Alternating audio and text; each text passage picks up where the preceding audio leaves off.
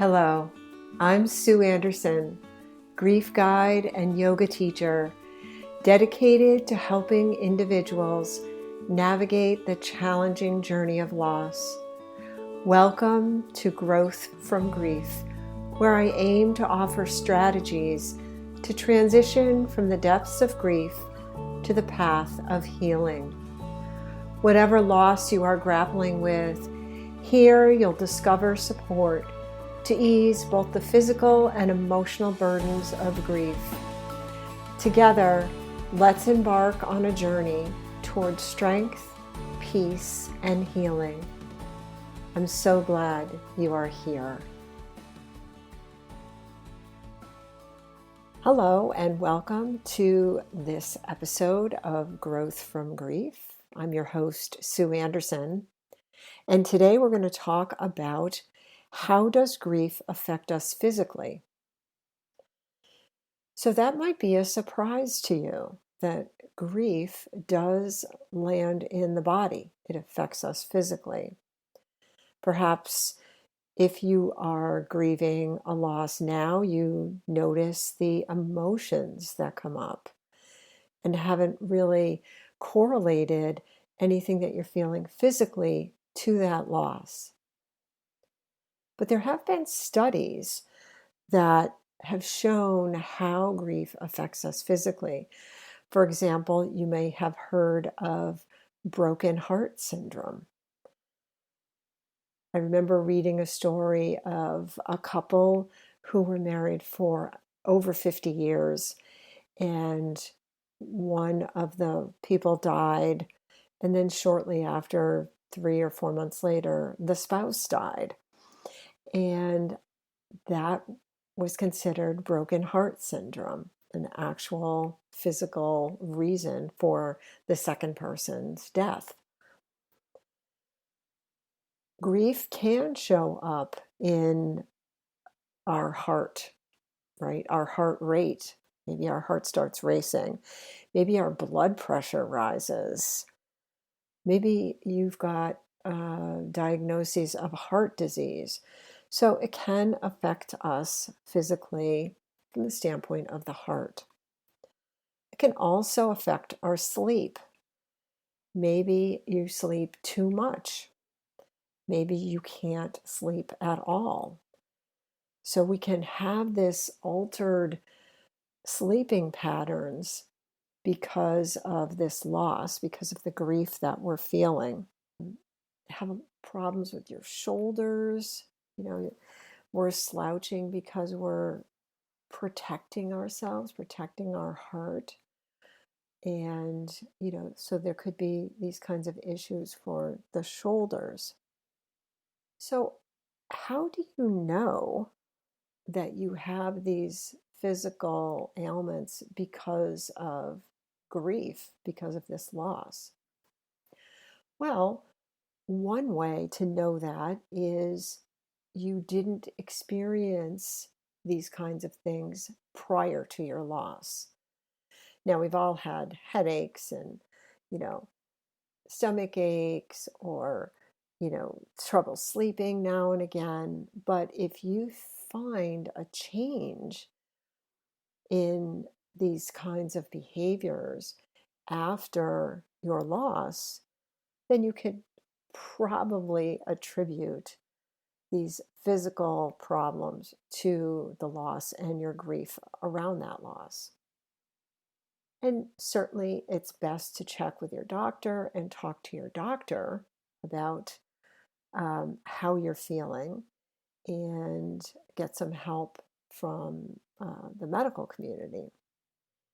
But from these scientific studies, a lot of the physical symptoms that showed up at the initial phases of a loss in the early stages of grief, these symptoms or physical ailments lessened over time.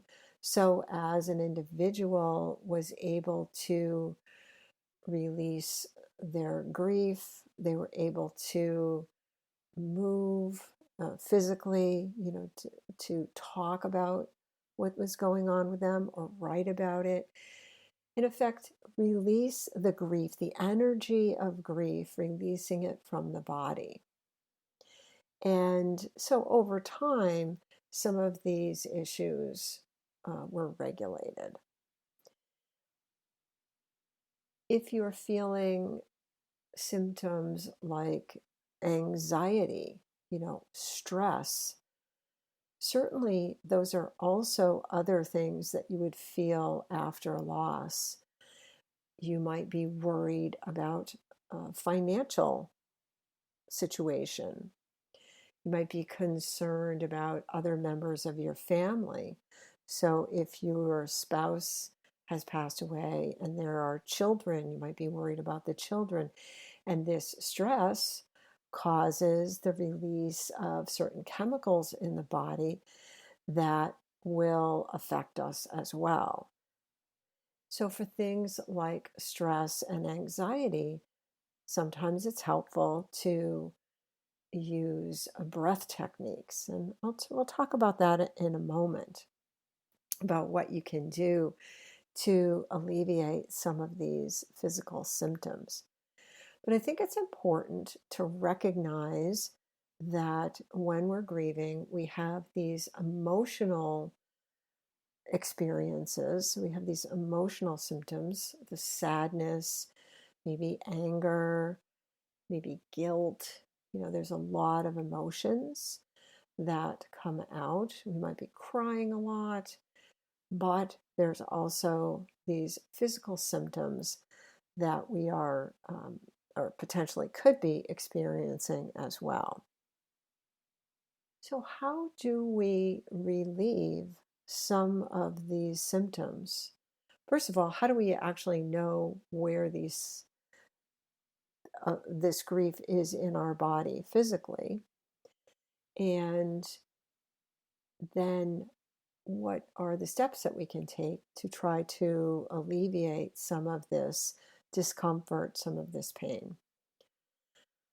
Well, I mentioned earlier that it's important to talk to your doctor, because if you are feeling shortness of breath, if you are feeling heart palpitations or high blood pressure, anything like that, that's really important to talk with your doctor about. If you notice really severe pain or gastrointestinal issues, again, these are things that you certainly want to be alerting your doctor to so you can get proper care that you need. But for other things that are going on in your body, in your mind, your emotions, we have some techniques that we can use to help us to relieve this energy from the body. So, one of the things that I like to do in my classes that I teach, called Move Your Grief, or my Yoga for Grief classes, is ask participants to find a comfortable seated position. Now, you can be on a chair, you can be seated on a mat, you can sit on a cushion, legs can be straight or crossed. You just want to be comfortable. You want to sit with a nice tall spine. And then you want to just focus on your breath. Focusing on our breath gets us out of our head. When we can get out of our head, sometimes that helps us relax because we don't have those thoughts spinning around. And if we can focus on our breath, then we're able to sometimes, good portion of the time, relax the body and relax the mind. There's no trick to this. You don't have to close your eyes. You don't have to be in some perfect position. You just want to be tuned in and listen for your breath. Inhaling through the nose and then exhaling through the nose. Bringing your awareness there. As your body begins to relax, as your mind begins to relax, you have an opportunity now to notice where you're feeling some discomfort. So, a lot of people feel discomfort in their shoulders. And I mentioned about sort of hunching forward because we're protecting ourselves. We don't want to open up necessarily, especially early on in grief. It can be very painful to continue talking about the loss. So, you might want to be protective. And so, you have sort of this hunched over kind of a posture. So, you might feel discomfort in the shoulders, back of the shoulders and the neck and the lower back. When my son died, I felt a tremendous pressure in my chest, more like a cloud, like there was like a cloud on my chest. And it was hard for me to breathe, not in the sense of I was short of breath, but I just didn't feel like I could take a really deep breath because I had this cloud of grief, this energy was in my chest. I know others have expressed that they feel grief pain in their hips. A lot of people have noticed this, that their emotions kind of settle in their hips. So that's a place that you might explore as you are seated and breathing and just noticing how your body is feeling. Sometimes you may do this exercise and not understand or not even know where you're feeling any kind of pain, stuck energy. I like to think about this as stuck energy, sort of that cloud stuck in my chest was a good visual for me to envision my pain. And so that might be helpful to you to think about it that way.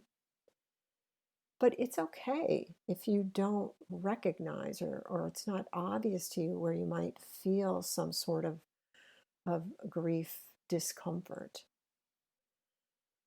We're getting to know our bodies in this exercise. We're getting to connect and listen to what our body is telling us.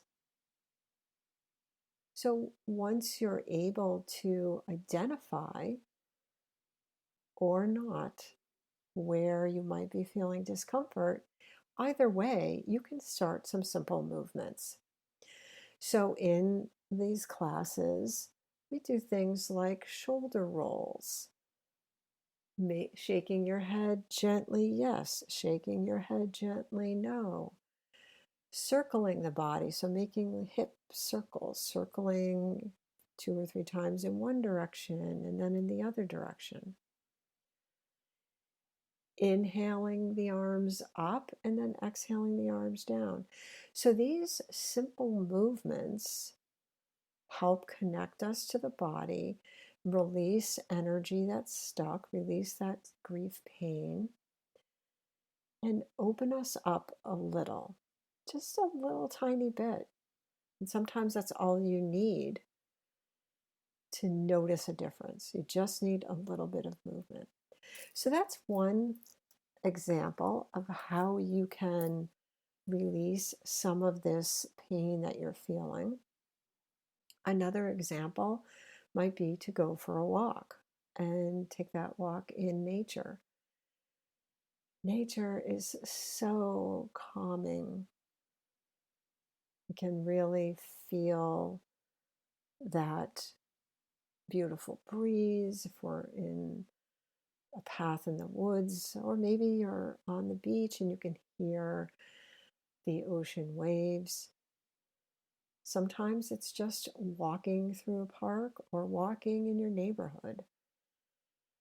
But it's the action of walking, releasing, and letting go of this energy, and maybe, just maybe, getting out of your head. That will help release some of the symptoms of grief, some of this grief discomfort. Anxiety and stress, they definitely they themselves can cause physical issues in the body, regardless if you're grieving or not. I mean, I always think about when there's a big test coming up, and then you have a stomach ache, and you're feeling poorly because of that. Either way, whether you're grieving or not grieving, anxiety and stress can be calmed by some breathing techniques. And if you're looking for some different techniques to use to release some of this grief pain, I invite you to check out my guide, Free Tips for Grief Relief. You can get that guide, sueandersonyoga.com/guide, and you will find some helpful tips there that are written and also in YouTube videos, so they would be helpful. But breathing techniques to help relieve anxiety and stress, or at least calm it down. Two more things I want to talk about to help us release that physical symptoms of grief. And one is just talking. And I know that might seem silly because we're not, working out, we're not doing breath work, we're not doing yoga, we're not physically releasing that energy. But talking to people about what you're going through, talking with a friend, talking with somebody that's understanding, that's so helpful because, again, getting out of your head helps release what you're feeling. And if that emotion is stuck in the body, when you're talking about your pain, when you're talking about your loss, that'll help just let some of it go, dislodge it, so to speak. And then another technique that might be helpful to you, and again, I use this in my classes, is journaling.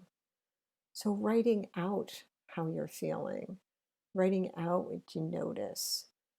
Another way to release pain, release emotions. And it doesn't have to be perfect, right? It's just whatever you write down. And you can go back to it. You can find another, I don't know, time that you want to review it or just forget about it. You can do drawings. I mean, this is just another expression of that grief pain, trying to release it from the body. So I hope these tips have been helpful for you in terms of thinking about how grief affects us physically and the scientific studies that have really proven that this is true, the ways that we might feel grief pain in the body, and ways that we can release this energy or this grief pain. I'd love to hear from you if you have another technique that you've used or anything about what you've discovered in terms of that grief pain that you might feel physically. Thanks for listening, and we'll see you in the next episode.